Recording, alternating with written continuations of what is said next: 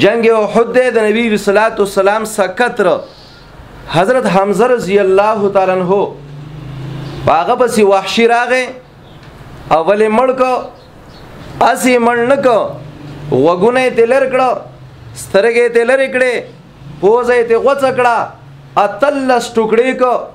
بیا په منځ کې داغه سینا نیمه کړه زړې راويس په خنجر باندې نیم نیم کو او په منځ کې پاغه کې تار ورک او وحشی خپل خزه ته وغورځاو ویګه په مسلمانانو کې غیرت نو د خپل کس ته پوستیو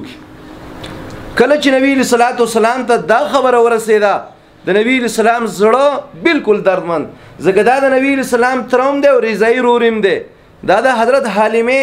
دا غي په نبی اسلام هم خړلې دي او حضرت حمزه هم خړلې دي خو کله داسې وخراغه چې نبی اسلام په مدینه منوره کې تشریف فرما ده وحشی په یو قافله کې راغه او چې نیمه لارې تر اورسې نو تفوس یو کو وې د چا ځای ته ځي وې د نبی صلی الله علیه وسلم وحشی په سسته شوي چې زه خو نظم ملګرو ورته وې د نیمه لارې نه بنو واپس کیږي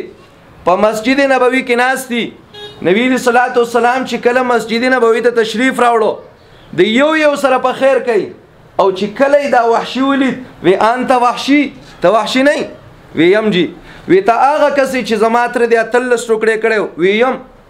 وی ته هغه کسي چې زما د تر زړه دی راويستلو او بیا لګیدل امیل دې جوړ کړې وی یم وی څنګه راغلی وی جی بس راغلم په قافله کې نبی اسلام فرمایي وحشی په قافله کې راغلی وی وسته تسنویم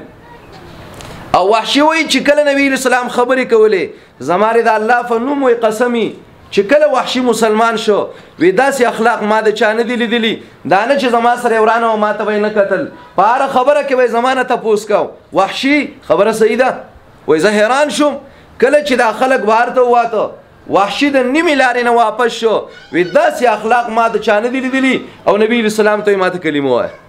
منګه هغه د هغه دین پیروکار ځان ته وایو د هغه نبی پیروکار ځان ته وایو د دنیا قانون د مقبره ډکه د زمون په خوا کې په جمعاتونو کې خلک کم دي او مقبره ډکی دي خو که په ښه اخلاق وتلی دي په روغ وتلی دي زم دعا کوم ناظم سي هم دعا کوي ډي اس پي سي هم دعا کوي ټول ملګری دعا کوي خو که په ورانه باندې تلی نه څوک هم دعا نه کوي پرېدا مړه وتلی دي زمونږ علاقه ورانه کړې ده جبار بن اسود رستو مسلمان شوی دی اول کافرو د نبی صلی الله علیه وسلم د لور دا ځای وشتلو په نيزه باندې د حضرت زینب رضی الله تعالی عنها او د اغینه حضرت زینب رضی الله تعالی عنها بیا کینسر شو بیا مړه شو وګ تاریخ د زې په لنډور غونډو او کله چې په مدینه منوره کې نبی اسلام مخله ته دی به پټېده نبی اسلام صحابي ته مالې ونیسه چې ویني ولې پټېږي ویجی ما تاسو د لور وګ وشتلې په نيزه باندې زکه پټېږم نو هغه ژوند کیږي وینا مړه ده بس هغه تل د زما سره خپل ژوندۍ تیروا زما استا ژوند دی په سره ول لاس کې خو وته زما بچي زجی په مدینه کې نو تاوانه سو ګلاس نه چوچته ولې جبار بن اسود چغه کړه و اشهد انک رسول الله زګوي کوم چې ته د الله رسول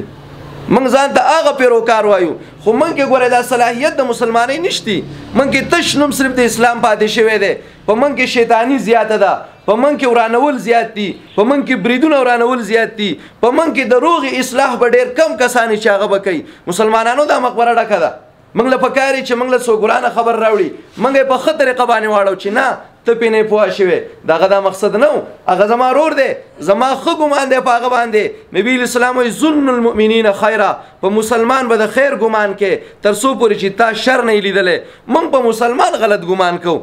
دا مسلمانان یو موږ سونه ملګری راغون شوی دي په صلح کې چې کم کسان راغون شوی حدیث د نبی اسلام دی چې الله دغه ګناونه معاف کوي الله دې زموږ د ټولو ګناونه معاف کړي او نبی صلی الله علیه وسلم فرمایي فلیلۃ القدر کې او د هر جمعرات او د فیر په ورځ باندې د انسانانو مغفرت کیږي خو د هغه کس پکې نه کیږي چې د یو بل سره ورانه مسلمانانو ډېر خطرناک خبره ده او نبی صلی الله علیه وسلم فرمایي چې به وجه درې ورځې زیات ورانه کړه وچ پوچا نبی صلی الله علیه وسلم وای دا د مسلمانانو په مقبره کې مخه خوې پرې د چې په کمزې کې خخوي دا د سره مسلمان نه دی زما واستورانی پسې دي حالات ته ګورئ عذابونو ته ګورئ سخت ته ګورئ څومره عذابونه دي زما واست په لړ کې څه نرمي رانله زما استا پزړه کې مسلمان ته نرمي رانله رور ته رانله خور ته رانله تر ته رانله ماما ته رانله ادارو ته رانله قوم ته رانله ملک ته رانله اسما او تا بس کو چې په دې قبر کې بلاندې سکو سبکی دا مسلمانان یو منګه قران کې الله وی انما المؤمنون اخوه ټول مسلمانان دارونه دي دا د نن تقریبا سوال لسو یو څلوېښت کاله مخکې دا آیات نازل شو دی چې انما المؤمنون اخوه بیا وی فاصلحوا بین اخویکم که ستاسو په منځ کې څه اختلاف نو روغې والا څوک وګورئ چې ستاسو صلح وکړي ستاسو روغه وکړي او بیا څه وی واتقوا الله دا الله نه ویریږئ که په منځ کې د الله نه یره وی نو حالات د سینه راځي د دنیا قانون دی اول د آدم علیه السلام د زمانې راواخله تر دې زمانه پورې آدم علی السلام دو زامنو حابیل او قابیل لګیدل او حابیل وجلو دا تاریخ د سره روان دی نن به ما او تا د ناظم سے بدینه کې نو ناس کدا روغه به دا روغه مونږ به یو بل پیژنو دا به راځي دنیا دا سب سخت سب راحت په دې مقبرو کې پراته دي نه د ژوند د حالاتو نه خبر دي نه د ډوډۍ د تکل نه خبر دي نه د ګرځېدو د لاسنیونه خبر دي هیڅ نه دي خبر ما او تا ژوند دیو په مونږ به سخت هم راځي په مونږ به راحت هم راځي زړه درکړل الله او د مسلمان خو ګټه دادا چې دې په دې زړه باندې لپاسه ګټک دي دې به صبر کوي دې به د مسلمانانو مینه محبت تزي د کې به اخلاص جذبي په دې کې به د مینه محبت جذبي په دې کې نبی صلی الله علیه وسلم فرمایي ید الله علی الجماع دا الله امداد په اتفاق باندې که اتفاق نه وي تس نشي ويو دا موږ چې څه خراب یو موږ کې اتفاق نشتی کوم کې یو اتفاق وي یو موټی وي یو مخلوق وي په خدای یقین وکړه چې دا ټول خلک به موږ ته کړيږي وسوم کړيږي دا کافر او بیا بم کړيږي نن مسلمان کې صرف تشنم د دې پروت چې مسلمان دی هغه قرآنی تعلیمات زموږ نه وتلې دي الحمدلله ملګرو به منډه والی ناظم صاحب شکریا ادا کو کوم ملګرو چې په دې کې منډه والی تلی دیول دی الله د دې عوض دنیا او آخرت کې ورکی او سونه ملګری چې د حاضر دي ظلم نبی رسول الله والسلام وای چې کله فریقین ول الله د یو بل نه جدا کړي دا چې کم ورته ناشتي د دې ګناونه الله معاف کړي زما استاد قمزیدي چې موږ راغلی یو نو که په موږ باندې لګه سخت راځي که موږ باندې نوري که موږ باندې خولې راځي خو موږ به صرف د دې لپاره کوم ټول ګناګاران یو چې الله زموږ ګناهونه معاف کړي واخر دعوانا ان الحمد لله رب العالمين